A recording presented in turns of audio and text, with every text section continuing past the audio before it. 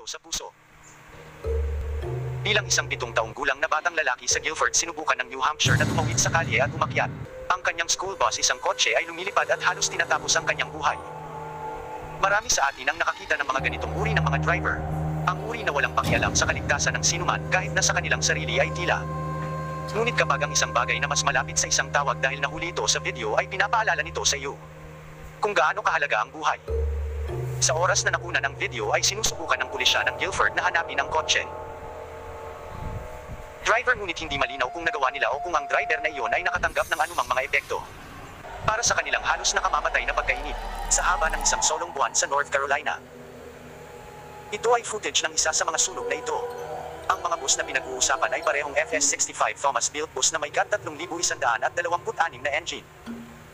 Matapos ang isang pagsisiyasat, Charlotte-Mecklenburg Schools naglabas ng isang pahayag na nagsasabi na ang mga bahagi ng cable sa kompartimento ng makina ang sanhi ng 2 sunog. Ayon sa poster ng video, ang mabilis na nag-iisip na driver ng bus ay nakapagpalabas ng lahat ng mga bata ng bus ligtas.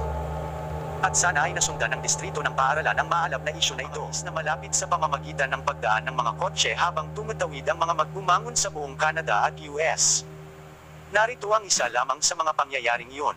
Ang mga bata ay walang ingat at handa na para sa paaralan ay tumatawid sa isang linya upang makas nang walang pinanggalingan ang isang puting kotse bilis nang lumipas halos-halos kanilang buhay. Lumipad ang kotse sa loob ng linya ng bus na naghihintay na bukas ang mga pintuan upang makolekta ang mga mag-aaral.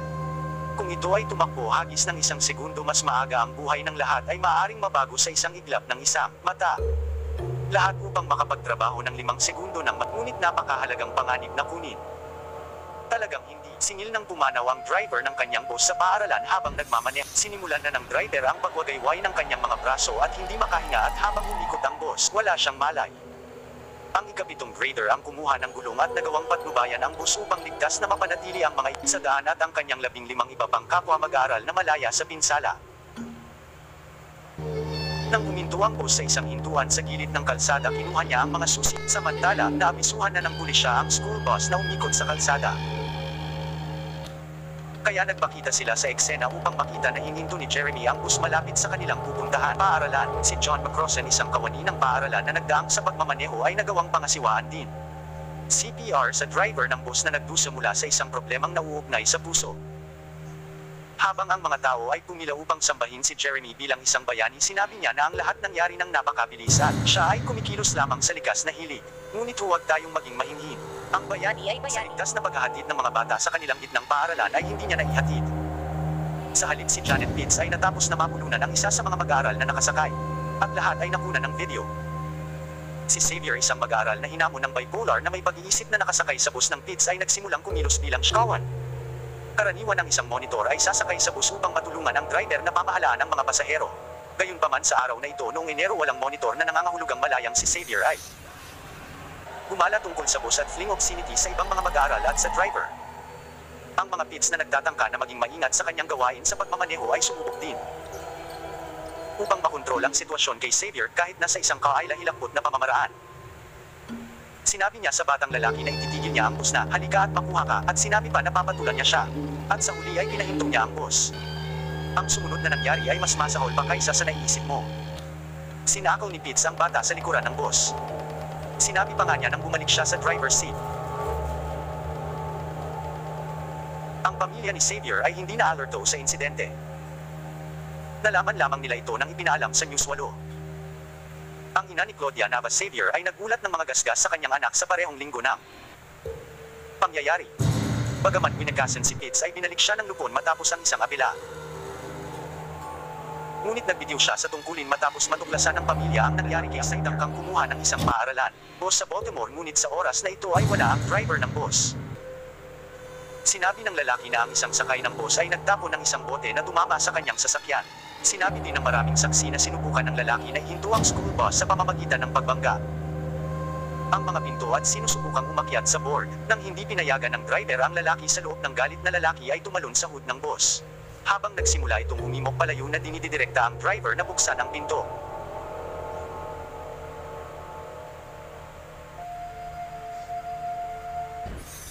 Ang kuha sa cellphone ay nakunan ng isang estudyante sakay ng bus.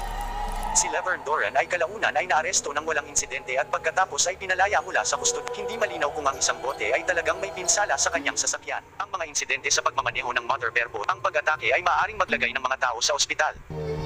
Isang ina sa Westwood malapit sa Cincinnati ang nagbigay sa isang lokal na driver ng bus ng paaralan ng ilang mga pangunahin. Inisip ng driver ng bus na si Dimber Martin na average lang ito ang araw. Ang 28 taong gulang na ina na si Keisha Shannon ay malamang na ginawa din habang hinuhulog ang kanyang anak sa bus stop kaninang umaga. Ang school bus ay dapat manatili sa isang mahigpit na schedule kaya binalaan ni Martin si Shannon na malapit na siya upang umalis kung ang kanyang anak na babae ay nakasakay sa bus o hindi. Sinabi niyang hindi siya makapaghintay sa paligid niya, ngunit tinawag ni Shannon ang kanyang anak na bumalik sa kanyang kotse para sa isang halik na pagbati kaninang umaga at inilayo para sa naka-schedule na programa. Sa halip na sabihin sa kanyang anak na bumalik sa kotse at dalhin siya sa paaralan mismo, nagmaneho si Shannon sa harap ng nakaparadang bus at hinirangan ito.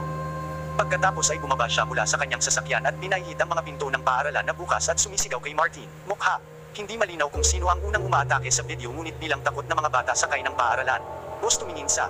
Sinabi ni Martin na sinubukan ni Shannon na kagatin ng tainga sa smother sa kanya at mabutas ang kanyang mata. Dinuraan siya ni Shannon at kinamot ang kanyang mukha ng mga pinsala na nagamutan sa isang lokal. Ospital. Ang ina ay inaresto. Ang mga tao sa kapitbahayan ay nagulat na maaaring mangyari ito sa kanilang karaniwang mapayapang kalye ng Mustang Drive. Sa palagay ko ang key take-away ay kung maaari itong mangyari dito, maaari itong mangyari ang isang school bus ay gumulong sa Harris County.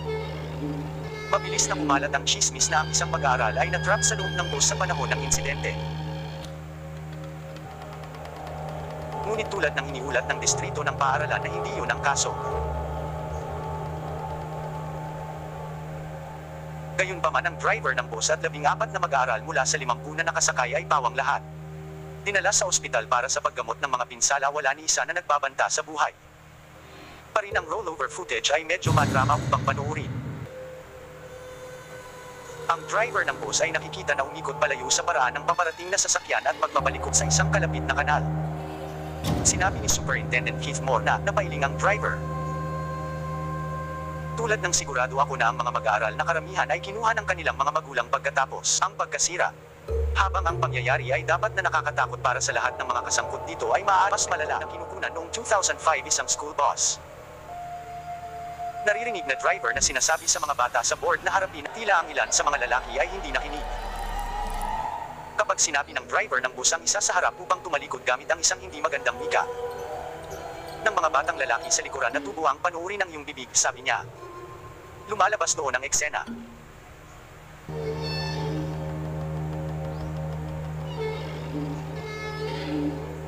Ang driver ng bus ay unang tumawag sa isang representante sa Cleveland. Talaga dapat hinintay lang niya ang pagdating ng deputy. Sa halip ay tumungo siya sa likuran ng bus nang sampain siya ng isa sa mga lalaki.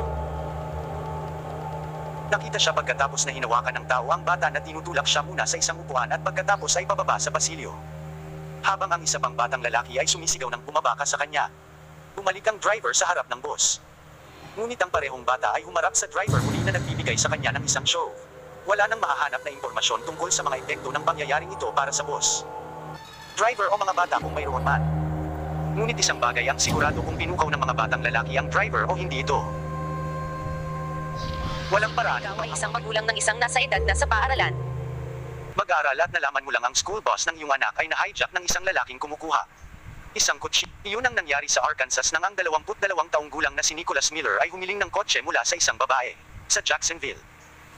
Nang siya ay walang isa na ibibigay, inabandona ni Miller ang pagtugis sa babae pagkatapos ng pagtuklas ang school bus na tumigil sa malapit. Sumakay siya sa bus at na-hijack ang driver's seat kasama ang 11 estudyante sa elementarya. Sumakay. Tumawag ang babae sa pulisya upang ipaalam sa kanila ang insidente. Kapag nahanap na nila ang bus ng paaralan na pinag-uusapan, sinimulan nila ang kanilang pagtugis tulad ng makikita sa ang video na ito. Naitala ni Kelsey Eggers ang video sa cellphone ay ipinapakita ang bus na natil ng halos 100 mga kotse ng pulisya, lahat na may kumikislap na ilaw sa isang 200 na kalsada. Ang habol ay tumakbo ng halos 10 milya kung saan nagawa ng pulisya na ihinto ang sospek. Ang bus at kinuha nila siya sa kustodiya. Si Miller ay tila nagdurusa ng psikolohikal na trauma o paranoia. Sinabi niya sa mga awtoridad na hijack niya ang bus dahil hinabol siya. Bagaman walang nasaktan sa bus ay dapat na 20 minuto ng trauma para sa lahat. footage na ipinakita ay na-tape ng isang mag-aaral sa kanyang telepono. Ipinapakita nito ang galit na palitan ng driver ng bus at ng batang pinag-uusapan. Ipinapakita rin ito ang mga bata na sumisigaw bilang pagtatanggol sa batang lalaki na sumisigaw ng hindi mo kayang gawin iyon.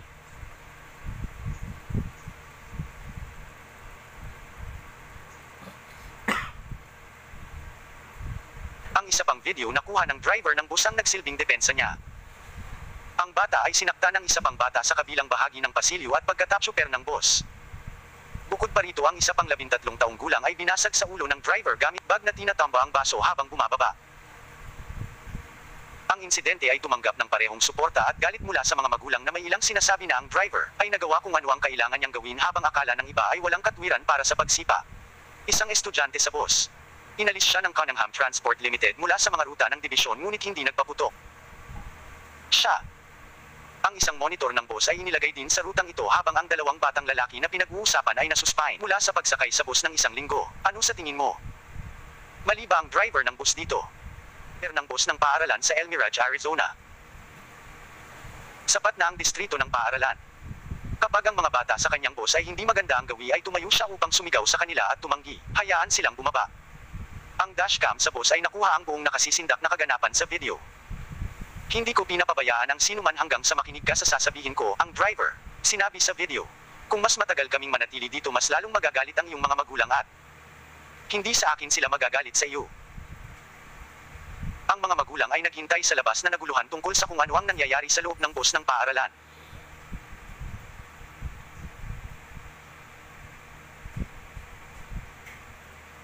Sinubukan ng isang magulang na buksan ang mga pintuan ng bus habang ang isa pa ay pumutok sa gilid ng bus. Ngunit ang driver ng bus ay hindi nagbibigay sa mga bata o sa kanilang mga magulang. Sa katunayan bumalik siya sa driver's seat at nagtaboy na hindi pinapayagan ang alinman sa mga bata. Punta ka na. Ang mga magulang na natatakot sa buhay ng kanilang mga anak ay tinawag na pulis. Ibinalik sila ng driver sa paaralan at naroon ang pulisya upang arestuhin siya. Ang driver ay inilagay sa administrative leave ngunit kalaunan ay nagpipil sa